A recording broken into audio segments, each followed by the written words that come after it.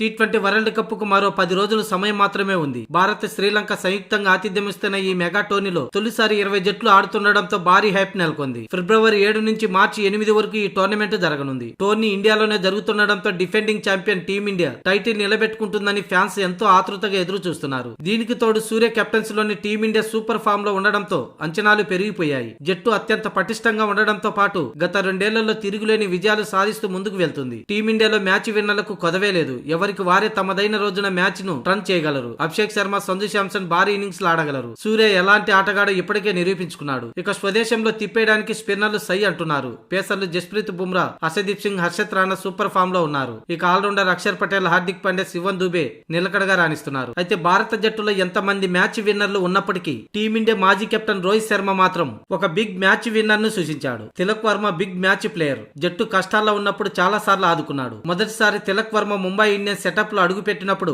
అతనిలో ఏదో ఉందని నేను గుర్తించాను. నాతో మాట్లాడేటప్పుడల్లా తిలక్ వర్మ నాకు ఛాన్స్ ఇవ్వమని, బ్యాటింగ్ ఆర్డర్ లో ముందుకు పంపితే తాను నిరూపించుకుంటానని చెప్పేవాడు. క్రికెట్ అంటే అతనికి పిచ్చి. ముఖ్యంగా ఆసియా కప్ లో పాకిస్తాన్ తో జరిగిన మ్యాచ్లో అతను నమ్మశక్యం కాని ఆట ఆడాడు. ఒకవైపు వికెట్లు పడుతున్నా మరోవైపు ఒత్తిడి తట్టుకొని రాణించడం చాలా కష్టం. అలాంటి ఇన్నింగ్స్ తిలక్ వర్మ ఆడాడని అతనిపై ప్రశంసలు కురిపించాడు రోహిత్ శర్మ. కాగా తిలక్ వర్మ విషయానికి వస్తే ప్రస్తుతం పూర్తి ఫిట్నెస్ సాధించలేదు. ఇప్పటికే న్యూజిలాండ్ తో తొలి 3 టీ20 మ్యాచ్లకు దూరమైన తిలక్ వర్మ చివరి 2 టీ20లకు అందుబాటులో ఉండడం లేదు. పొత్తి కడుపు సర్జరీ నుంచి కోలుకుంటున్న తిలక్ వర్మ ప్లేస్ లో శ్రేయస్ అయ్యర్ ను స్క్వాడ్ లోకి తీసుకుంది. అయితే ప్రస్తుతం సర్జరీ తర్వాత తిలక్ వర్మ ఫిజికల్ ట్రైనింగ్ మొదలు పెట్టాడు. బెంగళూరులోని సెంటర్ ఆఫ్ ఎక్సలెన్స్ లో అతని రిహాబిలిటేషన్ సంతృప్తిగానే ఉంది. కానీ ఫుల్ మ్యాచ్ ఫిట్నెస్ సాధించేందుకు మరికొంత సమయం అవసరం. అందుకే న్యూజిలాండ్ తో చివరి 2 మ్యాచ్లకు అందుబాటులో ఉండడం లేదు. పూర్తి ఫిట్నెస్ అందుకున్న తర్వాత ఫిబ్రవరి 3న ముంబైలో వార్మప్ మ్యాచ్ లో బరిలోకి దిగుతాడు. అక్కడ అతనికి వరల్డ్ కప్ కు ముందు ప్రాక్టీస్ లభించనుంది.